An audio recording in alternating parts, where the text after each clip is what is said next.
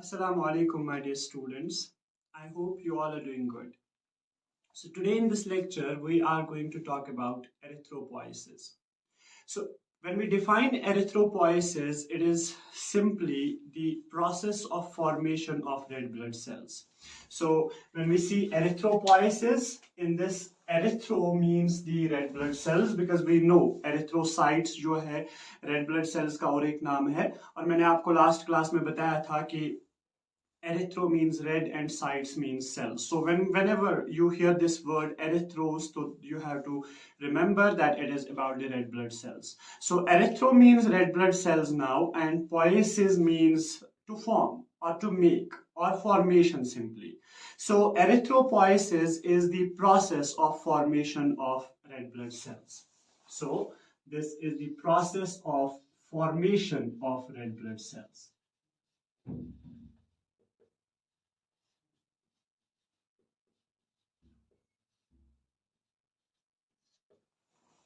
Process of formation of red blood cells. Now, we will talk about this erythropoiesis in a little detail, but before that, let me tell you what are the sites for the जो है for the formation of red blood cells. हमारी body में कहाँ जो है ये red blood cells actually form किए जाते हैं. उसके बाद जो है हम देखेंगे what are the different stages of the जो है formation of matured red blood cells. So formation जो है हम आप सबको पता होगा कि हमारी जो रेड ब्लड सेल्स है not only red blood cells actually all the types of blood cells जो है they are formed from red bone marrow.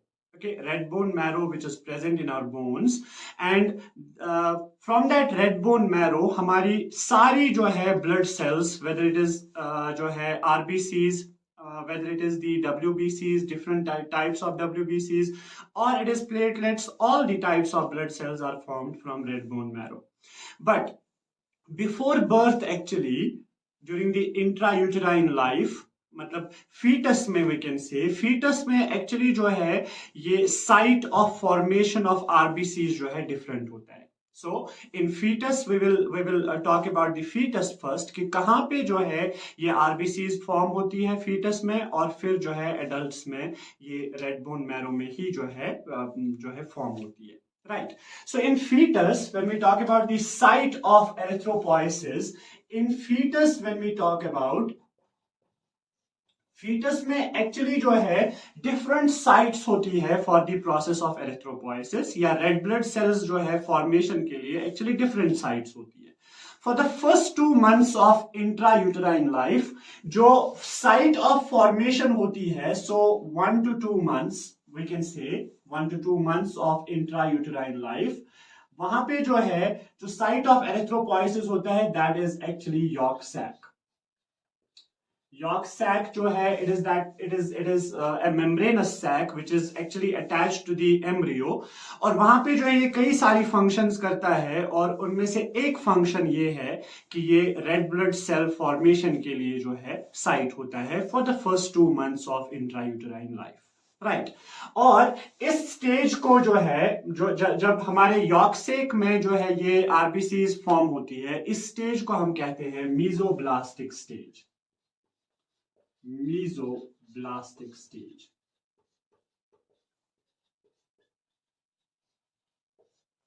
Fine. Then from third month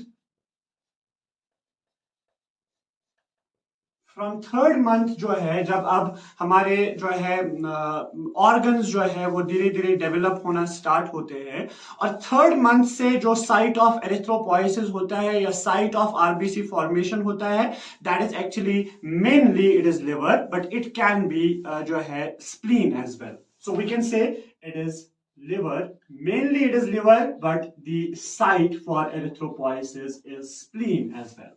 so third month onwards जो है हम जो ये RBCs है ये इंट्रायूटेराइन लाइफ में लिवर में जो है इसका साइट होता है या लिवर में आरबीसीज जो है फॉर्म होती है और उसके साथ साथ जो है स्प्लीन में भी फॉर्म होती है. But I have told you that the main organ for the production of RBCs is liver. So this stage is called as hepatic stage.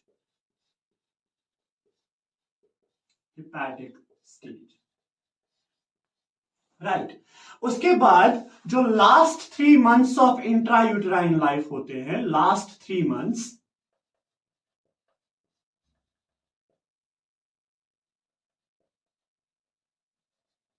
जो लास्ट 3 मंथ्स होते हैं, वहां पे जो है जो साइट ऑफ एरिथ्रोपोइसिस होता है, that is actually the red bone marrow.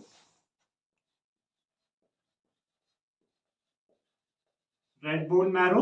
But जो मैंने आपको अभी कहा कि 3rd मंथ ऑनवर्ड्स जो है हमारा लिवर और स्प्लीन भी आरबीसी जो है फॉर्मेशन के लिए साइट होता है। तो लास्ट 3 मंथ्स में भी आरबीसी जो है वो लिवर और स्प्लीन में फॉर्म हो सकते हैं, बट द मेन जो वहां पे मतलब जहां पे ज्यादा आरबीसी एक्चुअली फॉर्म होती है, that is going to be the red bone marrow. और इस स्टेज को हम कहते हैं, because it is red bone marrow, so इस स्टेज को हम कहते हैं myeloid stage.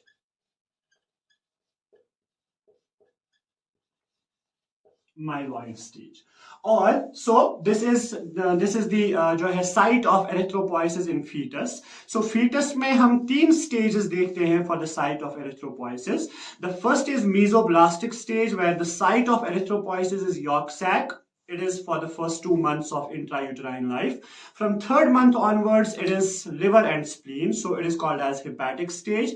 And the last stage, which is actually for the last 3 months of intrauterine life, that is called as the myeloid stage, जहां पे red bone marrow जो है site of erythropoiesis होता है. But apart from red bone marrow, it can be liver and spleen as well.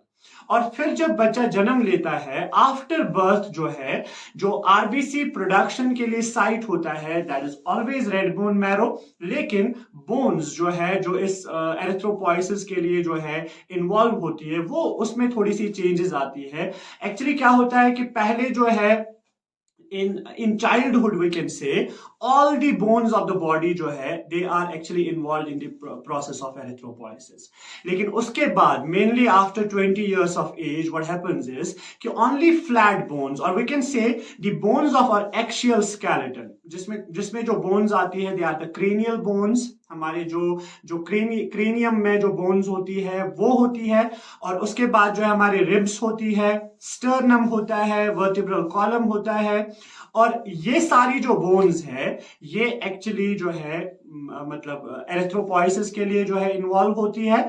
और उसके बाद जो लॉन्ग बोन्स होती है, जो हमारे एपेंडिकुलर स्केलेटन में लॉन्ग बोन्स होती है, तो उन लॉन्ग बोन्स का proximal epiphysis, for example I draw here one long bone. Suppose here this is one long bone, and इस long bone का जो ये बीच वाला हिस्सा है, this is called as the diaphysis, and this is the epiphysis, and this is the epiphysis. Now the epiphysis which is close to the body is called as the proximal epiphysis, and this is away from the body. For example, this is the long bone which is present right here in the arm, that is called as humerus. अब humerus का जो part हमारे shoulder की तरफ है that will be proximal epiphysis, और humerus का जो पार्ट हमारे एल्बो की तरफ होगा that will be the distal epiphysis. और लॉन्ग बोन्स का जो है मेनली जो है कुछ बुक्स में लिखा है एपिफाइसिस, लेकिन कुछ बुक्स में जो है particularly it is the proximal epiphysis, जहां पे ये जो है red bone marrow actually process of erythropoiesis और हेमाटोपोइसिस, क्योंकि मैंने आपको कहा कि रेड बोन मैरो जो है वो सिर्फ रेड ब्लड सेल्स ही जो है फॉर्म नहीं कराता, वहां पे जो है एक्चुअली सारे टाइप्स ऑफ ब्लड सेल्स जो है वो फॉर्म होते हैं, राइट। सो आफ्टर जो है बर्थ in जो है mainly after birth it is red bone marrow, लेकिन after 20 years of age it is actually the flat bones or the bones of the axial skeleton, and appendicular skeleton में जो long bones होती है उनका proximal epiphysis जो है वो involve होता है, या वो हम कह सकते हैं कि वो site होता है for the process of erythropoiesis. So this is about the site of erythropoiesis, site of formation of RBCs. Now let us talk about the different stages of the process of erythropoiesis. So stages के लिए जो है actually अब let us take the bone marrow as the site of जो है formation of RBCs. इस bone marrow में actually stem cells होती है, because stem cells जो है they are actually the cells which actually get differentiated into different types of cells, but at the same time they maintain their own population as well. That is actually what stem cells are.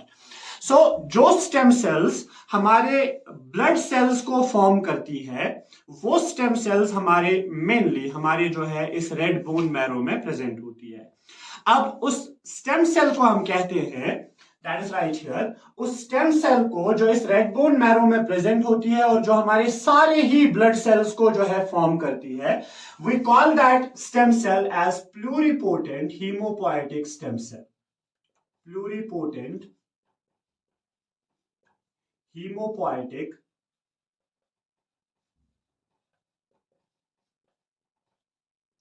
stem cell. So hemopoietic means formation of blood cells. Stem cell is the stem cell. So stem cell which is actually involved in the formation of blood cells, and it is all the types of blood cells. So we call it as pluripotent hemopoietic stem cell. Right. Now this pluripotent hemopoietic stem cell, again I am telling you that it is not only involved in the formation of red blood cells, it is involved in the formation of all the types of blood cells, be it the white blood cells, be it the platelets, be it the red blood cells. And white blood cells mein we have already seen the different types of white blood cells. All the white blood cell types jo hai wo actually all the types of blood cells actually hamare isi stem cell se jo hai form hoti hai, right? A pluripotent hemopoietic stem cell, what happens is it actually gets differentiated या जो है ये form करती है दो sales को, और वो दो सेल्स होती है, let me draw it here, वो दो सेल्स होती है, एक होती है lymphoid stem cell और we call it as lymphoid cell or lymphoid stem cell, and the another is myeloid stem cell.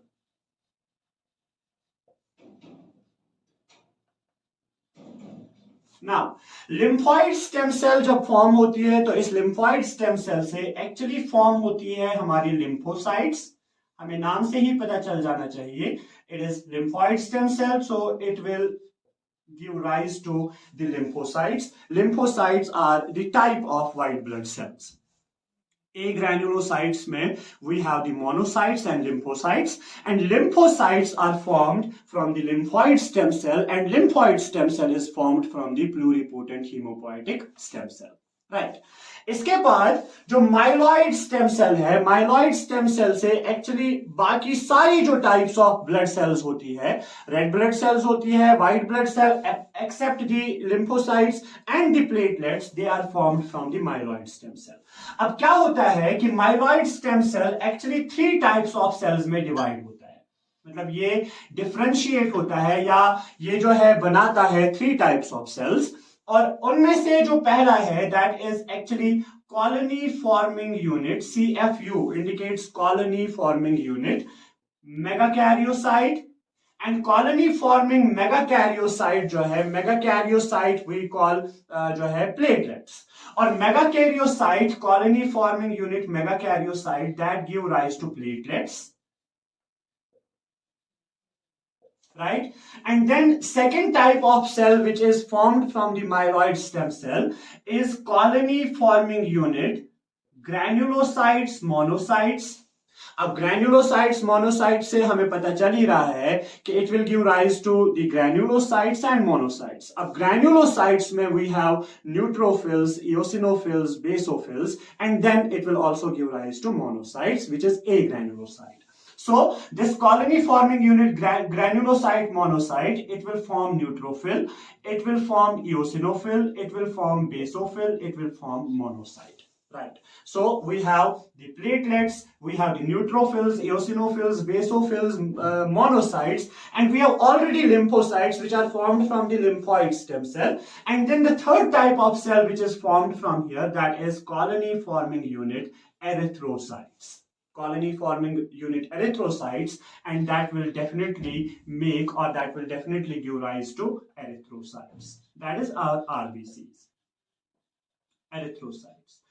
अब ये कॉलोनी फॉर्मिंग यूनिट एरिथ्रोसाइट्स जो है ये कई बार जो है डिवाइड होते हैं और ये और एक टाइप ऑफ सेल को जो है फॉर्म करते हैं and that cell from that cell we are actually going to start, that is right here. So colony forming unit erythrocyte के बाद जो पहला स्टेज कंसिडर किया जाता है हमारे जो है erythropoiesis का, that is actually this cell and this cell is actually called as proerythroblast.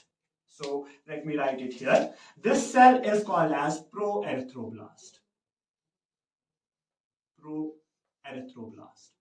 So we have to start the stages of this erythropoiesis actually from the proerythroblast, but we must know कि proerythroblast जो है कैसे form होता है. So we have to remember that it all starts from the pluripotent hemopoietic stem cell.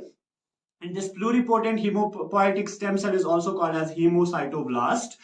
And this hemopoietic stem cell जो है ये दो cells को form करता है. One is the lymphoid cell which give rise to lymphocytes and second is myeloid stem cell which give rise to actually platelets, neutrophils, eosinophils, basophils and monocytes. And then it also give rise to colony forming unit erythrocytes which give rise to erythrocytes. अब colony forming unit erythrocyte से erythrocyte mature erythrocyte तक कई सारे stages होते हैं जो actually हमें stages of erythropoiesis में डिस्कस करना है. So the first stage after the colony forming unit erythrocyte is going to be proerythroblast. Now, before we talk about these different stages, we will start with the proerythroblast. Let me tell you कि इन different stages में कई सारी changes जो है हम देखेंगे. कई सारी चेंजेस इन सेल्स में हो रही है तो अल्टीमेटली जो हमारा मैच्योर आरबीसी जो है बन रहा है. सो वो चेंजेस क्या होती है. पहली change you can see here.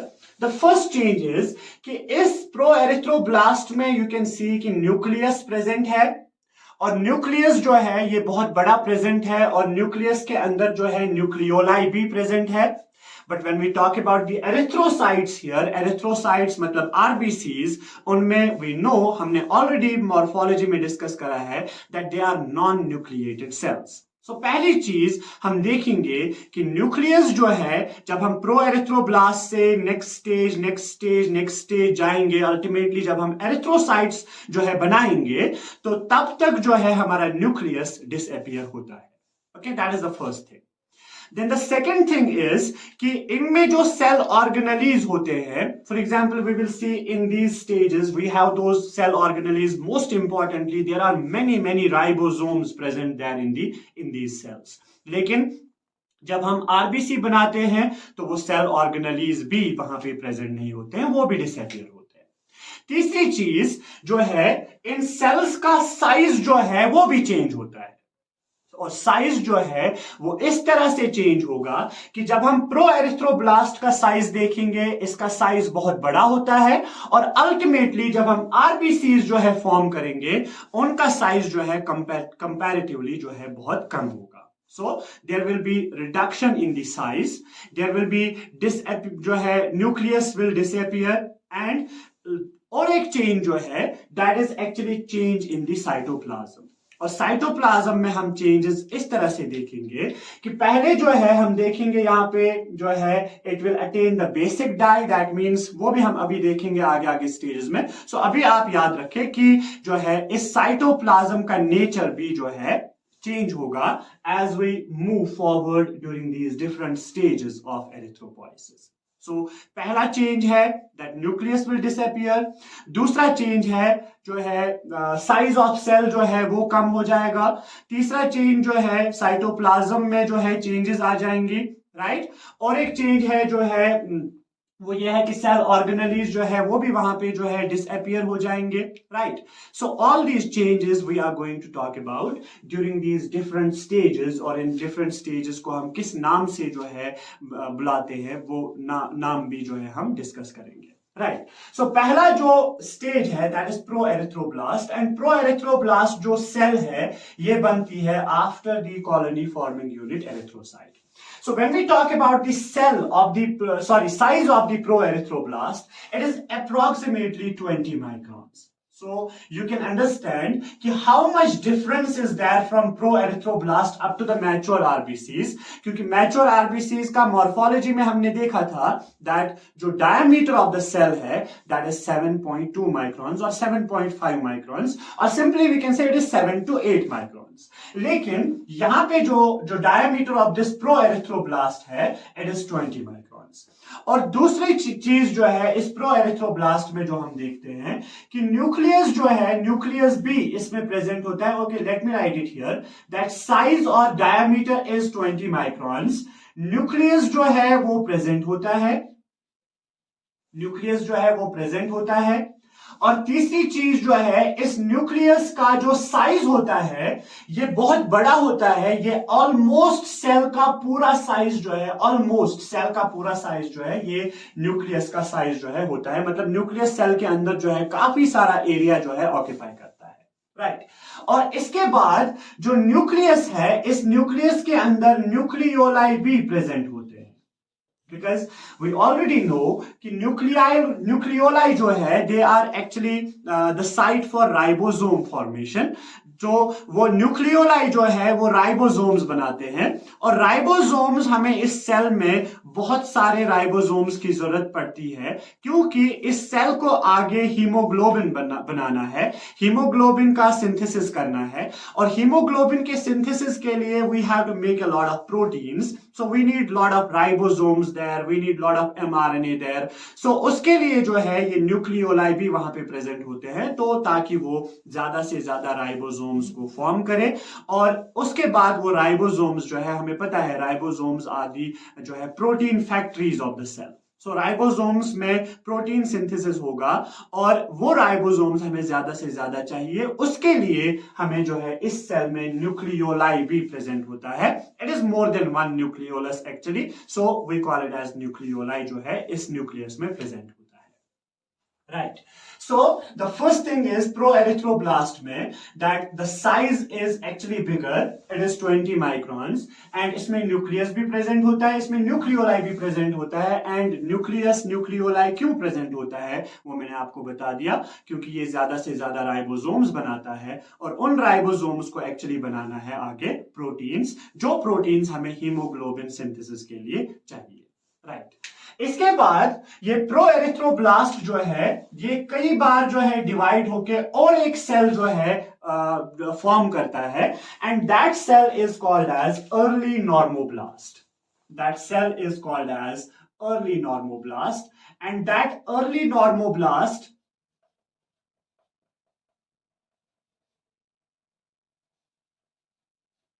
that early normoblast is also called as basophilic normoblast.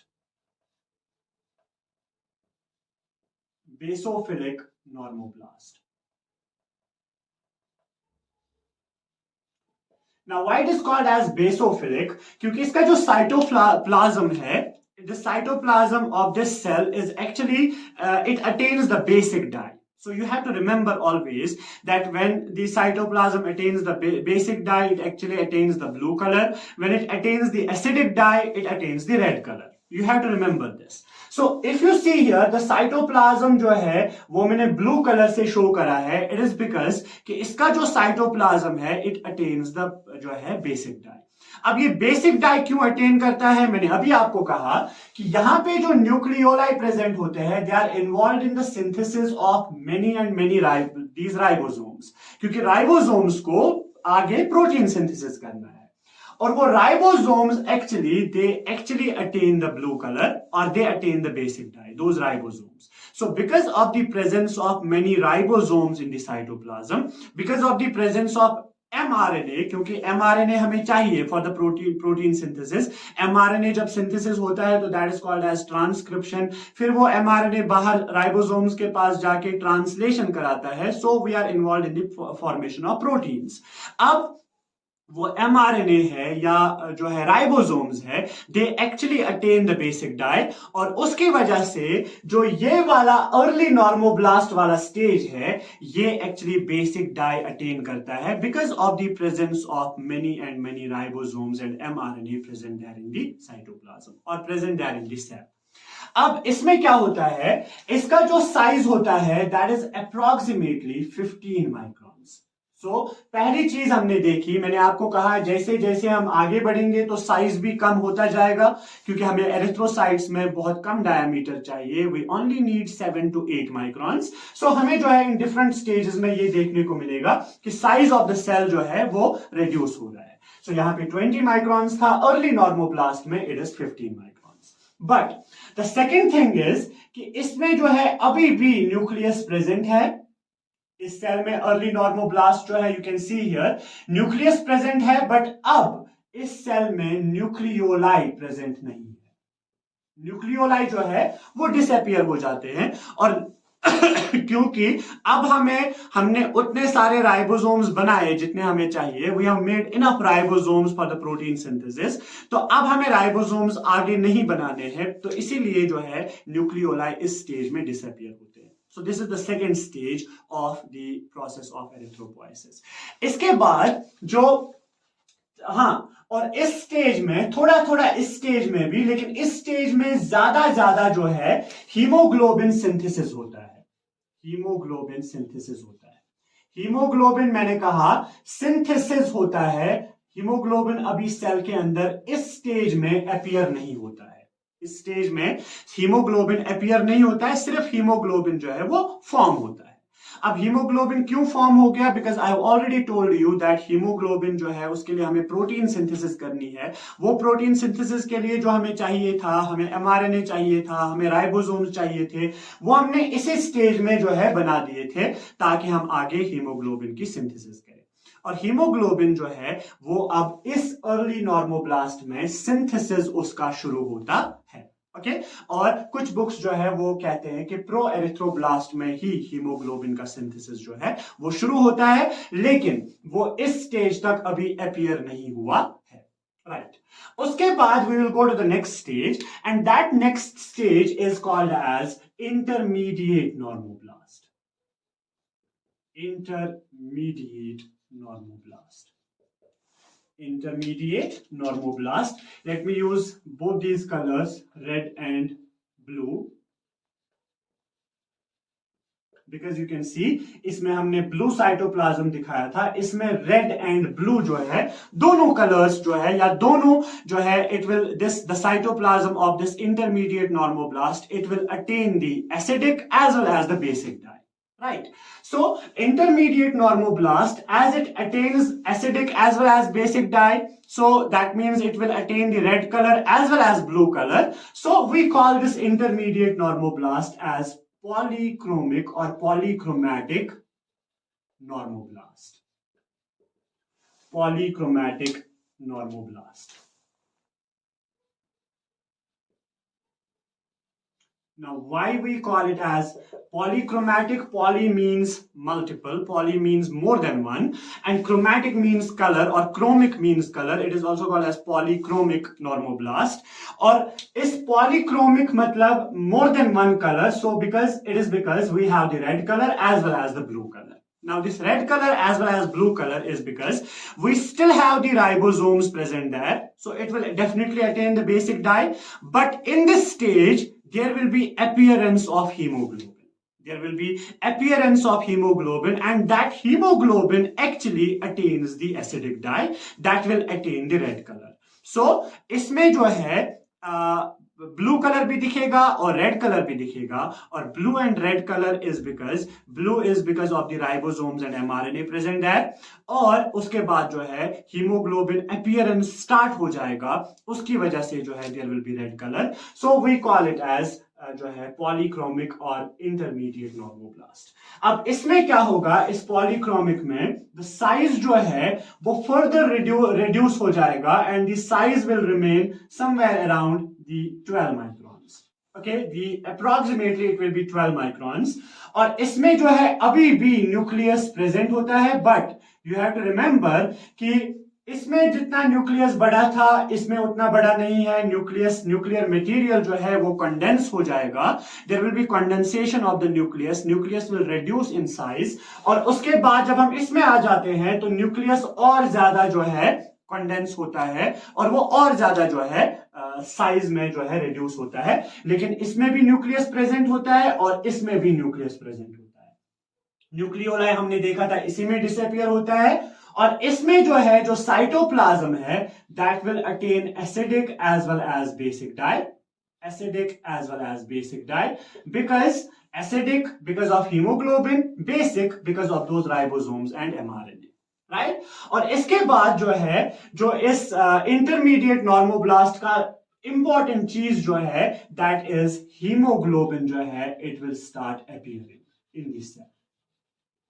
So haemoglobin appears in the cell during this intermediate normoblast, right? इसके बाद अब हमें जो है हमने काफी सारा हीमोग्लोबिन जो है बना दिया, अब हमें फर्दर हीमोग्लोबिन फॉर्मेशन की उतनी ज्यादा जरूरत नहीं है। So we don't need those ribosomes there, we don't need those mRNA there. So वो जो है वो सेल ऑर्गेनेलीज एक्चुअली जो है वो अब आगे वाले स्टेज में डिसअपियर होना शुरू होते हैं, ओके। और जो हमारा नेक्स्ट स्टेज जो है that is actually late normoblast, late normoblast,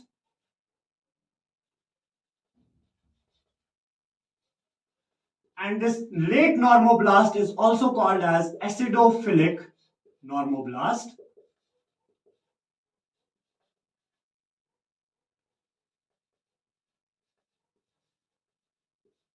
and this is also called as orthochromic normoblast.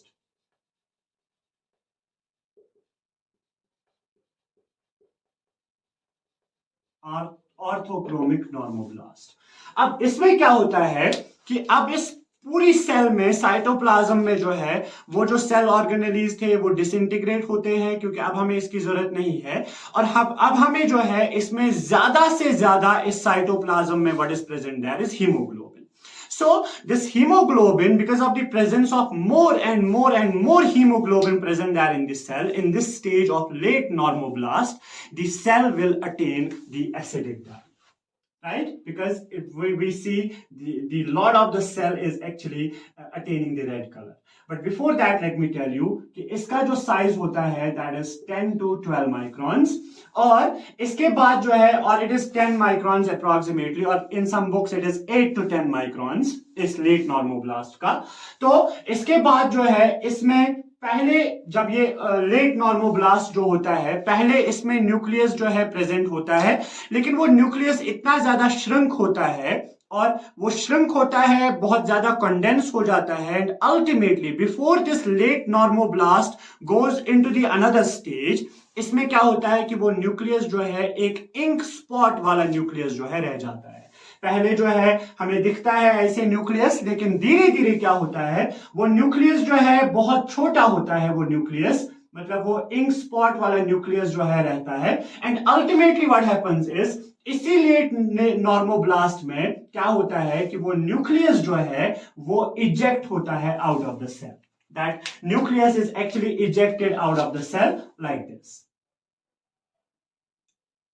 Right. अब ये सेल जो है इसमें क्या होता है actually we have already talked about the cytoskeleton, और साइटोस्केलेटन में we have the actin filaments. वो एक्टिन फिलामेंट्स जो है एक कॉन्स्ट्रिक्शन रिंग फॉर्म करते हैं around the area where the nucleus is present in the cell, और उसके बाद वो एरिया जब उस एरिया में जो है कॉन्स्ट्रिक्शन रिंग फॉर्म किया जाता है बाय द एक्टिन फिलामेंट्स, तो उसके बाद वो वाला एरिया जो है वो बर्ड ऑफ होता है फ्रॉम दिस सेल, और इस तरह से हम न्यूक्लियस को जो है इस सेल के बाहर भेज देते हैं, और जो है इसीलिए आगे जो है हमें रेड ब्लड सेल्स में फिर न्यूक्लियस जो है वो नहीं मिलता है। सो न्यूक्लियस जो है वो भी इस सेल से बाहर जो है भेजा जाता है। सो अब इस लेट नॉर्मोब्लास्ट में we can say that nucleus जो है that is ejected out, nucleus ejected out, और we can say nucleus disappear होता है फ्रॉम द सेल, और उसके बाद जो है जो नेक्स्ट थिंग है दैट इज एक्चुअली हीमोग्लोबिन जो है वो प्रेजेंट होता है, और haemoglobin lot of haemoglobin is present there, so it is actually acidophilic cytoplasm. So हमने देखा साइटोप्लाज्म में कौन सी चेंज होती है, पहले it was basophilic, basophilic, that means it was attaining the blue colour. उसके बाद हमने चेंज देखा, it was attaining blue as well as the red colour. उसके बाद हमने देखा कि हीमोग्लोबिन जब ज्यादा ज्यादा आता है तो it will attain the acidic dye, it will attain the red colour only, so it is called as the acidophilic normoblast और orthochromic normoblast, right? And the size is 8 to 10 or 10 to 12 microns, so you can write it as that it is approximately 10 microns, right? Fine. इसके बाद nucleus जो है वो eject होता है out. अब हमारे पास जो नेक्स्ट स्टेज है इस एरिथ्रोपोइसिस का, that is actually called as रेटिक्यूलोसाइट।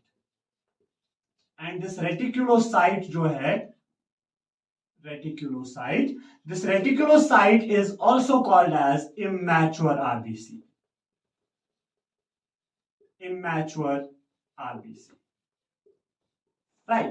अब इमैच्योर आरबीसी जो है, ये रेटिकुलोसाइट जो है, रेटिकुलोसाइट फॉर्मेशन तक हमारे पास जो है ये डेवलपमेंट होता है, और उसके बाद what we have to do is, because this is called as immature RBC, so now we have to be involved in the maturation of RBCs. और मैचुरेशन में जो है क्या होता है वो मैं अभी आपको बताऊंगा, लेकिन उससे पहले जब हम रेटिकुलोसाइट देखते हैं, it is slightly larger than the RBCs. Say for example it is somewhere around 8 microns, okay, और 8 to 9 माइक्रॉन्स जो है इस रेटिकुलोसाइट का जो है साइज होता है। सो और यू कैन रिमेंबर कि जो रेटिकुलोसाइट होता है इसका जो साइज होता है वो स्लाइटली ज्यादा होता है देन द मैच्योर आरबीसी, और मैच्योर आरबीसी का हमें पता है that is 7 to 8 microns, okay, it is slightly more than 8 microns जो है इस रेटिकुलोसाइट का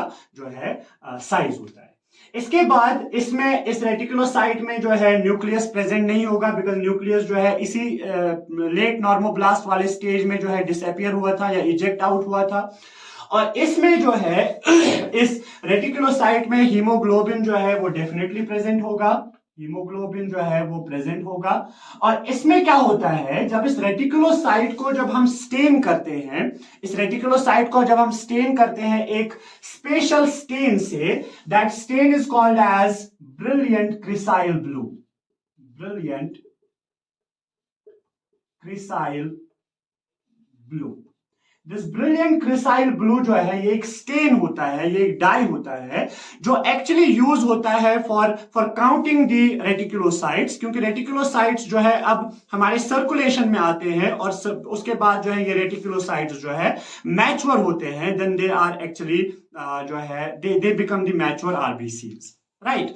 अब ये रेटिकुलोसाइट काउंट जो होता है हमारे ब्लड में, जो टोटल आरबीसीज होगा उनका 1 to 2% जो है रेटिकुलोसाइट्स हमारे जो है सर्कुलेशन में प्रेजेंट होते हैं। अब रेटिकुलोसाइट काउंट के लिए हम एक स्टेन यूज करते हैं, that stain is called as brilliant cresyl blue stain. अब जब हम ब्रिलियंट क्रिसाइल ब्लू स्टेन करते हैं, how will we identify these reticulocytes? Slightly larger size होता है in from the mature RBCs. दूसरी चीज जो है आरबीसीज का जो शेप होता है दैट इज बाइकनकेव शेप, लेकिन रेटिकुलोसाइट्स का जो शेप होता है वो बाइकनकेव नहीं होता है। अब इनको रेटिकुलोसाइट्स क्यों कहते हैं? जब हम इनको ब्रिलियंट क्रिसाइल ब्लू से स्टेन करते हैं तो हमें एक फेंट ब्लू नेटवर्क इसमें नजर आता है, you can see here, right? वो फेंट ब्लू नेटवर्क जो है वो रेटिकुलोसाइट्स में नजर आता है, लेकिन वो हमें फिर आरबीसीज में, मैच्योर आरबीसीज में नजर नहीं आता। सो मैच्योरेशन प्रोसेस में वो ब्लू नेटवर्क जो है वो भी डिसअपियर होता है, और ये ब्लू नेटवर्क जो होता है जब हम ये करते हैं तो what we find is a blue network, faint blue network, and that faint blue network is called as reticulum. That network is called as reticulum. That is why this cell is called as reticulocyte. And this network is actually of the remnants of those cell organelles. Remnants of cell organelles, say for example ribosomes, right? Or other cell organelles. Because मैंने आपको कहा था पीछे इन stages में कि जो cell organelles होते हैं वो डिसइंटीग्रेट होते हैं, लेकिन उनका जो है जो रेमनेंट्स होते हैं उन सेल ऑर्गेनेलीज के, मोस्ट इंपॉर्टेंटली द राइबोसोम्स, वो उनका एक फेंट नेटवर्क वहां पे प्रेजेंट होता है, और वो नेटवर्क हमें जो है नजर आता है जब हम इसको स्टेन करते हैं by this brilliant cresyl blue stain, और वो नेटवर्क जो है that is called as reticulum. That is why this cell this stage is called as रेटिक्यूलोसाइट।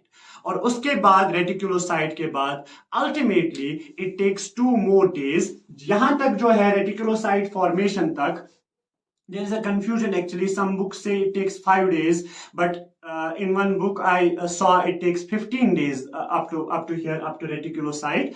But जो है ज्यादातर बुक्स में मैंने वही 5 days के अराउंड ही पढ़ा है. So यहाँ तक जो है for example it takes 5 days and then it takes 2 more days to become the mature RBC from the reticulocyte. So maturation के लिए it takes 2 more days. अब maturation में क्या होता है, साइज थोड़ा सा और जो है वो डिक्रीज होता है मैच्योर आरबीसीज में, और उसके बाद जो है सेल जो है इसमें ये रेटिक्यूलम भी जो है डिसअपियर होता है, और आरबीसी जो है वो फिर उसी मॉर्फोलॉजी के साथ होता है जो हमने मॉर्फोलॉजी लास्ट क्लास में डिस्कस करा था, उसी normal shape, normal size, normal structure जो हमने पढ़ा था, वो सारे फीचर्स फिर इस मैच्योर आरबीसी में होते हैं. सो इट इज मैच्योर एरिथ्रोसाइट. और इस मैच्योर एरिथ्रोसाइट का साइज जो है दैट इज 7.5 माइक्रॉन्स और 7.2 माइक्रॉन्स और 7 to 8 माइक्रॉन्स, जैसे भी आप याद रखना चाहे. और उसके बाद जो है इसमें these are non nucleated cells, and उसके बाद जो है one more thing is that they attain the biconcave shape. So इसी मैचुरेशन वाले प्रोसेस में जो है ये सेल्स बाइकनकेव शेप जो है वो अटेन करते हैं. Okay, so that is the different stages of these erythropoiesis. But the thing is कि हमारा बोन मैरो जो है उसको कौन स्टिमुलेट करता है for the process of RBC formation. Actually the most important stimulus for the erythropoiesis जो है प्रोसेस जो है दैट इज एक्चुअली हाइपोक्सिया. जब हाइपोक्सिया होता है what happens is, let me right it here, जब हाइपोक्सिया होता है, hypoxia means that enough oxygen is not delivered to the tissues of the body. Now in our kidney we have nephron, and nephron के around जो है for example proximal convoluted tubule, distal convoluted tubule, उनके around we have special capillaries, and those capillaries are called as peritubular capillaries. Peritubular capillaries. So peritubular capillaries, these are the blood capillaries जो वहां पे जो है blood supply वहां तक proximal PCT, DCT तक जो है पहुंचा देते हैं.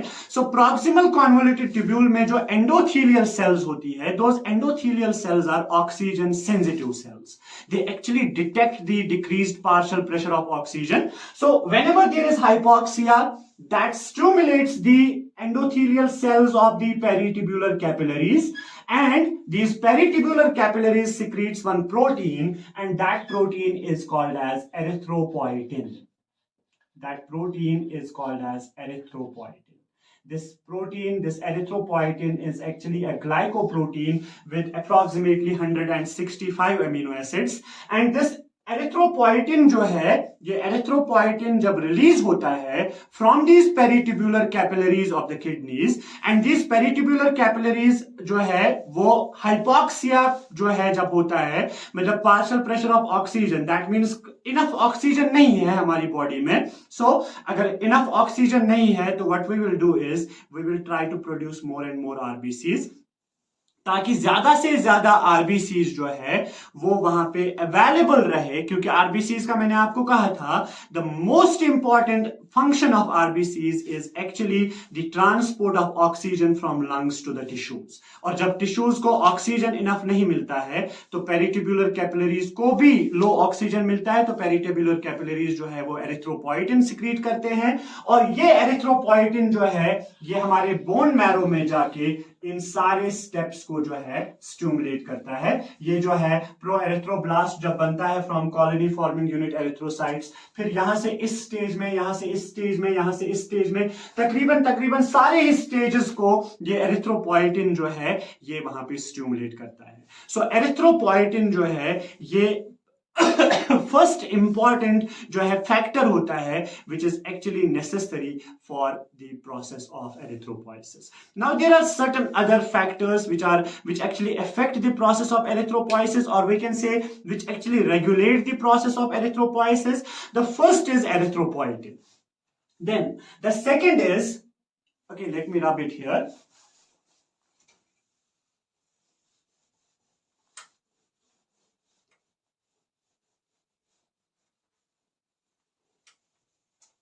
Fine. So now we will talk about the factors which regulate the process of erythropoiesis. The first is, we have seen that erythropoietin actually जो है ये stimulate करता है the process of erythropoiesis.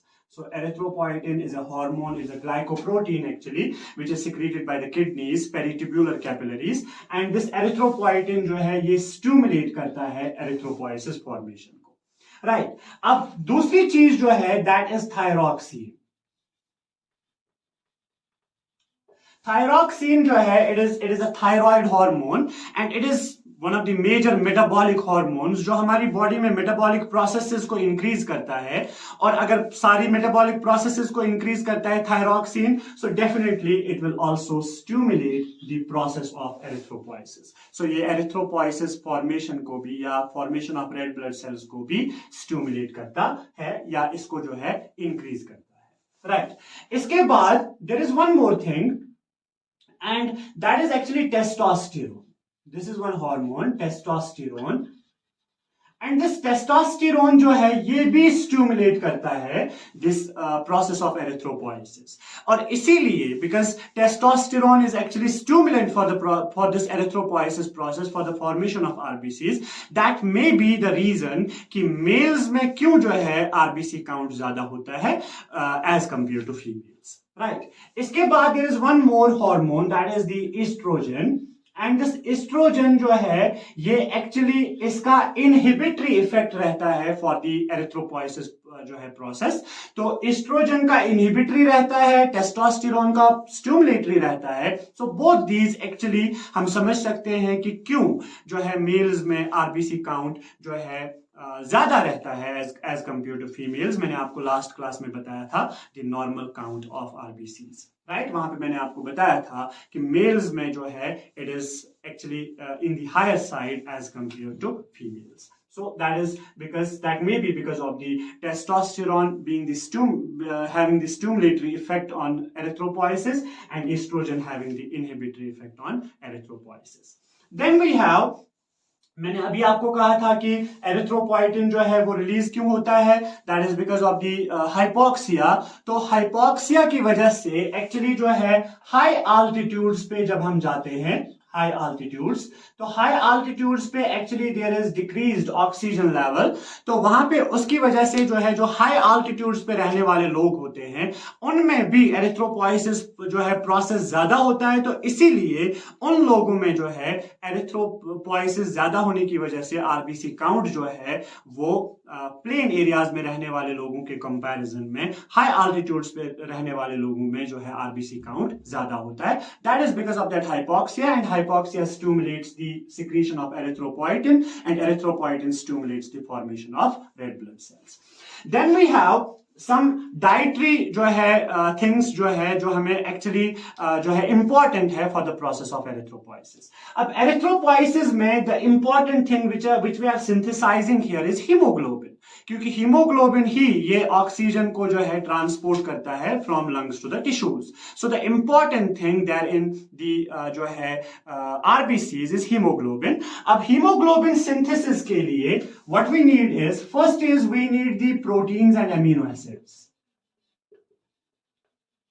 Proteins and amino acids, क्योंकि हमें पता है कि देयर हीमोग्लोबिन जो है ये हीम पार्ट का और ग्लोबिन पार्ट का बना हुआ होता है.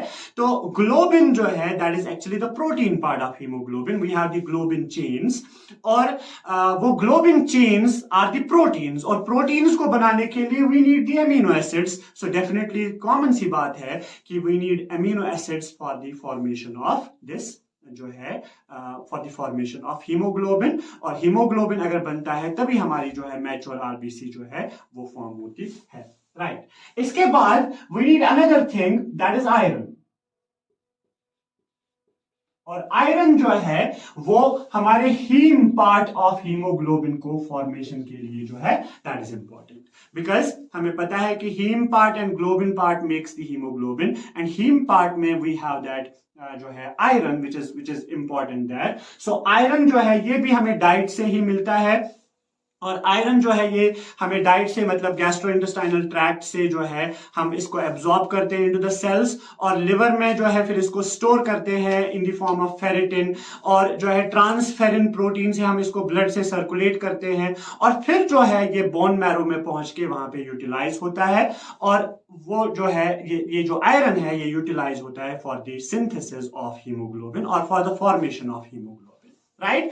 और इसके बाद आयरन के साथ साथ जो है we need copper, we need जो है कोबाल्ट, वी नीड निकल, और वो सारी चीजें जो है copper for example is important for the absorption of iron, and that nickel and cobalt जो है they are important for the utilization of iron in the bone marrow for the synthesis of haemoglobin. So we can say कि यहाँ पे जो है most importantly copper और निकल and cobalt जो है वो भी जो है इंपॉर्टेंट है for the synthesis of haemoglobin, और इनमें से iron is needed for the synthesis of haemoglobin, copper is needed for the absorption of iron, and nickel and cobalt are used for the utilization of iron there in the bone marrow. Then we have two very important things which are actually very important for the maturation of RBCs. Okay, for the maturation of RBCs, or we can say for the जो है synthesis of DNA right here, right इस जो है DNA की synthesis के लिए, या हम कह सकते हैं कि एरिथ्रोपोइसिस जो है प्रोसेस में दो और चीजें बहुत ज्यादा इंपॉर्टेंट है, and those things are actually folic acid and we have the vitamin B12, vitamin B12।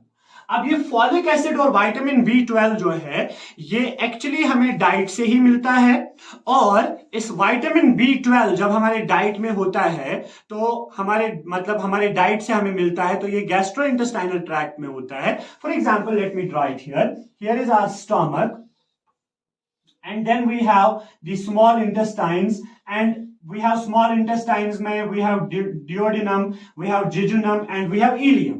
अब suppose here is the duodenum, here is the jejunum and here is the ileum. These are the three parts of जो है small intestine.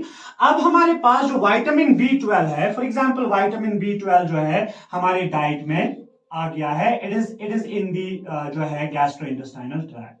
अब इस vitamin B12 को अब हमें absorb करना है इनटू द सर्कुलेशन, ताकि ये विटामिन B12 हमारे बोन मैरो में पहुंच के हम इसको वहां पे यूटिलाइज करें for the process of erythropoiesis. अब इस विटामिन B12 के एब्जॉर्प्शन के लिए हमें और एक प्रोटीन की वहां पे जरूरत होती है, and that protein is called as intrinsic factor, that is called as intrinsic factor. And that intrinsic factor जो है वो हमारे डाइट में नहीं होता है, that is actually secreted by the parietal cells of the stomach, parietal cells of the stomach. और parietal cells क्योंकि हमारे जब हम गैस्ट्रिक ग्लैंड में देखते हैं, जब हम स्टमक में देखते हैं, वी हैव सम जो है a few types of cells which are very important there, and one of those cells is parietal cells. इनका और भी कुछ फंक्शंस है जो हम डाइजेस्टिव सिस्टम में देखेंगे, लेकिन अभी इसका जो फंक्शन है इस पेराइटल सेल्स का जो हमें अभी चाहिए, दैट इज कि ये पेराइटल सेल्स जो है एक प्रोटीन बनाते हैं which is called as intrinsic factor, और वो इंट्रिंसिक फैक्टर भी हमारे गैस्ट्रोइंटेस्टाइनल ट्रैक्ट में आके इस विटामिन B12 जो है ये इंट्रिंसिक फैक्टर के साथ जो है मिलके फिर एब्जॉर्ब होता है इनटू द ब्लड, और ब्लड से फिर ये ट्रांसपोर्ट होता है टू दी जो है टू दी बोन मैरो, जहां पे इसको जो है हम यूटिलाइज करते हैं for the process of erythropoiesis. So vitamin B12 हमें डाइट से मिलता है, और इसको एब्जॉर्ब करने के लिए we need this intrinsic factor. और दोनों की जो है अगर विटामिन B12 की डेफिशिएंसी हो, या फॉर एग्जांपल गैस्ट्राइटिस की वजह से, किसी भी स्टोमक प्रॉब्लम की वजह से ये इंट्रिंसिक फैक्टर सिक्रीट नहीं होता है, तो इनकी वजह से जो है, दैट मींस अगर इंट्रिंसिक फैक्टर नहीं होगा तो विटामिन B12 भले ही हमारे गैस्ट्रो इंटेस्टाइनल ट्रैक्ट में हो, लेकिन उसको हम एब्जॉर्ब नहीं कर पाएंगे। तो what does that mean is कि अगर वो एब्जॉर्ब नहीं होता है तो दैट मीन्स कि हम आरबीसी जो है वो प्रोड्यूस नहीं कर पाएंगे, so that will lead to anaemia. क्योंकि मैंने आपको कहा था अगर आरबीसी जो है वो जो है, अगर आरबीसी काउंट जो है डिक्रीज होता है उसको हम एनीमिया कहते हैं, या उसको हम एरिथ्रोसाइटोपिनिया कहते हैं। और अगर एनीमिया होगा तो इस type of anaemia which is because of the deficiency of vitamin B12 और इंट्रिंसिक फैक्टर, तो दैट एनीमिया वो हम देखेंगे आगे, that anaemia is called as pernicious anaemia. Pernicious anaemia. अब हमारे पास इसके बाद जो है, जो फॉलिक एसिड होता है, फॉलिक एसिड भी मैंने आपको कहा it is very important for the synthesis of these RBCs, for the process of erythropoiesis. तो फॉलिक एसिड की डेफिशिएंसी की वजह से क्या होता है कि जो है आरबीसी फॉर्मेशन जो है वो डेफिनेटली उस पर इफेक्ट पड़ेगा, मतलब आरबीसी फॉर्मेशन जो है वो नहीं होगा। तो उससे क्या होता है कि जो ये एरिथ्रोब्लास्ट जो होता है, एरिथ्रोब्लास्ट सॉरी जो है यस जो ये प्रो एरिथ्रोब्लास्ट है या अर्ली नॉर्मोब्लास्ट है, यही जो है हमारे most importantly the pro erythroblast, यही जो है हमारे इस जो है सर्कुलेशन में आ जाते हैं। So we call that as megaloblast, right. So उस एनीमिया को जो हमारे फॉलिक एसिड की डेफिशिएंसी से होता है, so we call that anaemia as megaloblastic anaemia. Megaloblastic anaemia. ये टाइप्स ऑफ एनीमिया जो है, हमारा एनीमिया अलग से एक टॉपिक रहेगा, वहां पे हम देखेंगे थोड़ा सा in detail about the megaloblastic anaemia, pernicious anaemia and other types of anaemia. For example I told you iron is very important for the synthesis of haemoglobin. अगर आयरन की डेफिशिएंसी होती है तो that is definitely called as the iron deficiency anaemia, right. So वो anaemia जो है different types के हमें जो है अलग से एक टॉपिक में डिस्कस करने हैं। तो यहाँ पे आई वाज टेलिंग यू कि what are the things which are actually needed for the process of erythropoiesis. Okay, so these are the things which regulates or which actually affects the process of erythropoiesis. And before that we have discussed the different stages of erythropoiesis, the sites of erythropoiesis. So that is all about the erythropoiesis. I hope it was clear. See you in the next class. Allah Hafiz.